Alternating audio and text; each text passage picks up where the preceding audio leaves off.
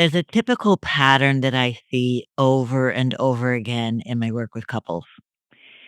They come to me wanting my help, often after years and years of strain in the relationship. And so, what do I see? I see a quiet, distant wife, almost resigned.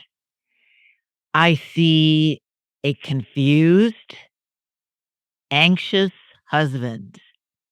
There's almost a sense of urgency with him. He'll say something like, "I love my wife. I don't know how we got here. If I had known it was this bad, I would have done something."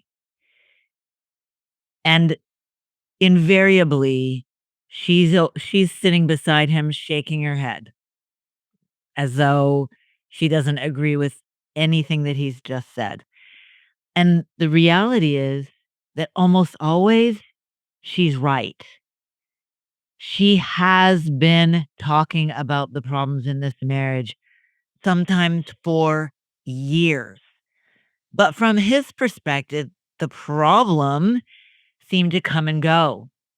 She'd get upset, there'd be tension, things would calm down. And once things were calm, he assumed the problem had passed, but it hadn't. It was just being stored. I like to say that there's this vast library in a woman's brain where every similar memory is cross-referenced to each other. So every time some disappointment or hurt happens in the marriage and it doesn't get solved, there is no closure, it goes into that vast library. And the more emotional, energy for her behind that memory, the more likely she's going to be able to recall that in vivid detail. So today is all about why so many men misinterpret women's emotions, why calming the emotion down feels like success to him, and why that misunderstanding is eroding the relationship long before either of you realize it's at risk. Welcome back to the High Ticket Woman. I'm Debbie Caudle, and today we're going to talk about a really important dynamic that shows up in more marriages than almost any other pattern, and often too late. They say research says that the average couple waits 6 years too long to get professional help. And that's why I want to address this. This is such a commonplace problem in marriages. And I'm not here trying to blame men. This is part one. And we're going to talk in part two about the wife's role in this. Today, though, is about helping men understand what they're missing. And you might have the best of intentions, but that alone isn't going to protect your marriage from this problem. Because you see, calming emotions is not the same thing as addressing the underlying issues. So, I want to talk about how men are wired because, you know, this is a God given thing. Men are wired to reduce conflict, to restore calm, to solve immediate problems. They are problem solvers. And I want to be really clear about what I mean when I say this because I'm not trying to jump to stereotypes or point out personality flaws. No, we're talking about how God designed a man's brain and nervous system to respond to stress. Now, on average, typically when things get emotionally intense, men tend to move into what we're going to call stabilization mode. So, internally, what's happening is that when a man's wife gets really upset, whatever that looks like, the first thing that he's asking himself is, "How do I calm this down? How do I get things back to normal? What do I need to do right now to stop this tension?" So when his wife is upset, frustrated, over the top, emotional, at least in his mind, over the top, she's saying the same thing over and over. And in his mind, it's like, here we go again. A lot of husbands instinctively try to soothe her. They think that's their job. Let's reassure her so that we can calm these emotions down. Sometimes they try to distract their wife from what's upsetting her. Some just wait for it to pass. You know, they've lived with her long enough. They're like, here we go again. I can't fix this, so I'm going to ignore it. Given enough, minutes, hours, days, weeks, we'll get past this.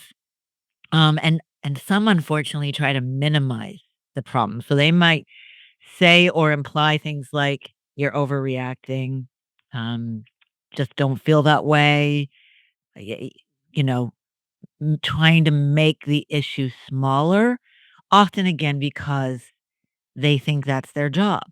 From a man's perspective, this feels like, "Hey, I'm fulfilling my God-given role of being protector, being a leader." So it feels responsible to step in and go, "I'm helping her fix her emotions by calming her down." But what's really happening is his nervous system is basically saying, "Whew, if I can just lower the intensity of what she's feeling right now, we'll get past this. We'll be okay." And this is where the disconnect often happens. Because you see, for many women, emotion isn't just something she's experiencing in the moment, it's information, key information. A woman's emotions are often signals, not something to be waited out, like a big storm that will pass. When a woman brings up something repeatedly, and yes, emotionally, and yes, imperfectly, she might be yelling, she might be throwing things, she might be, you know, giving him the cold shoulder, she might be cursing, you know, I'm not saying that the way she's expressing that emotion is healthy. We're not saying that, but you need to understand, men, that she's not just venting. Okay? There is a pattern that is going on here if this happens repeatedly.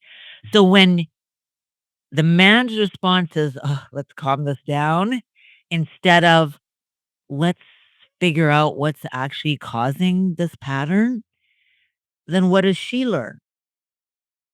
Well, I can tell you that it's pretty devastating what she learned. She comes away going, "Okay, yeah, my emotions got managed. I'm calmer now. But my real concerns never got addressed." So while the emotions died down, the issue stays the same. And for her, that's not resolution.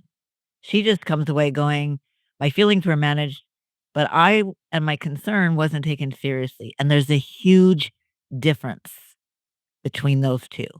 So while he might think, oh, success, things settled down, she feels like he avoided the real problem, and it's not because he doesn't care or because he's trying to dismiss her. He's responding to the emotional intensity as something that has to be managed, reduced, or fixed. But she's using emotion as something to communicate. So he thinks, "Oh, the storm has passed," and she thinks, "You ignored what I was really trying to tell you." And you know what? Neither is wrong. They're just men and women, they're playing by 2 very different internal systems. And if it that system doesn't get recognized and named, it's gonna set you up for years and years of missed connection. And it's really the saddest thing to see because these people are coming to me for the first time after years and years of this happening, and she's come to believe so many times, I see this, he he doesn't really love me. He doesn't really care about me. I don't matter to him. That's what calming her down instead of dealing with the real issue has produced in the marriage. Now, another really important point for many men, emotional intensity feels temporary. So once that emotional energy within her drops, let's think of it on a 10-point scale. Okay. So 0 is really, really calm. Okay. So anything higher than a 10 is, higher up you go, the more intense it gets, right? So if his goal is to get her back down to as close to a 0 as possible, and it does go down, he thinks, "Okay, problem is resolved." But you know why often it drops? It's because she's tired of repeating herself. Here's the key difference. Men often experience conflict as an event. Here we go again, right? But women experience it as a pattern. So while he's thinking, "Why are we still talking about this? Didn't we resolve this? Didn't we talk about this? Didn't we have a conversation about it?" She's thinking, "Why hasn't anything changed?" And over time, something really dangerous begins to happen. She stops talking.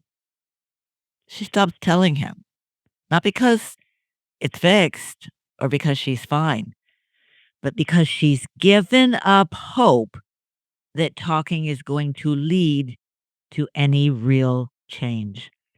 And this is finally when men begin to notice that something's wrong.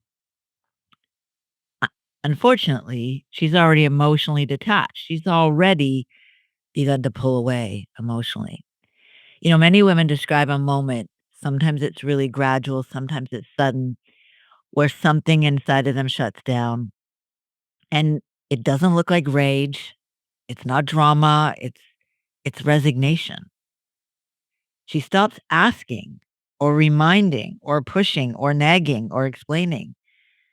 And then, interestingly, men often feel kind of blindsided by that.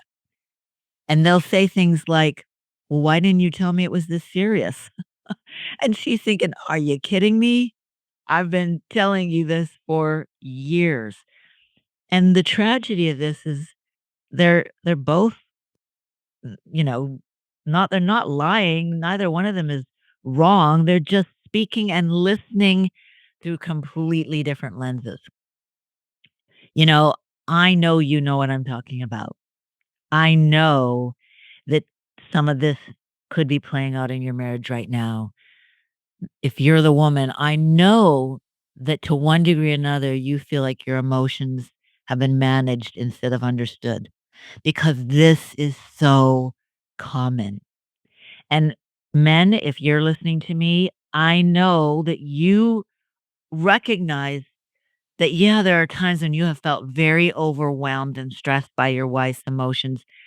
And if you could just calm her down, the issue would go away. It's again so common.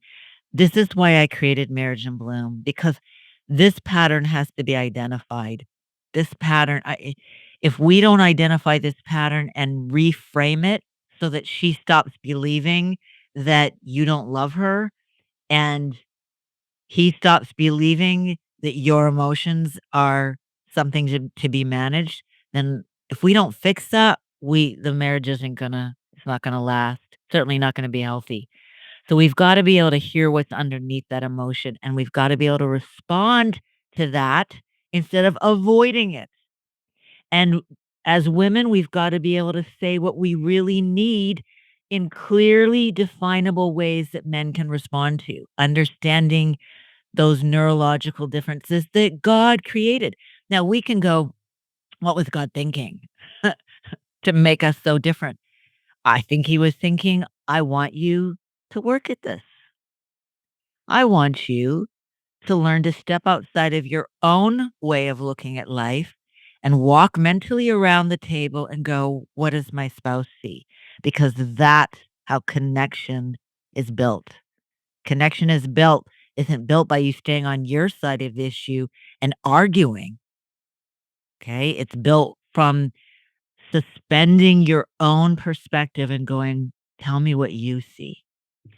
So, if you're interested in Marriage in Bloom, high touch, transformative marriage intensive program, just go to debbiecaudle.com/marriage in bloom and you can learn more. Now, in part two of this series, we're going to talk about the other side of this dynamic because while men often misinterpret women's emotions, women also need tools to regulate our emotions in a much healthier way and communicate in ways that invite our husbands to stay in the conversation and not get defensive.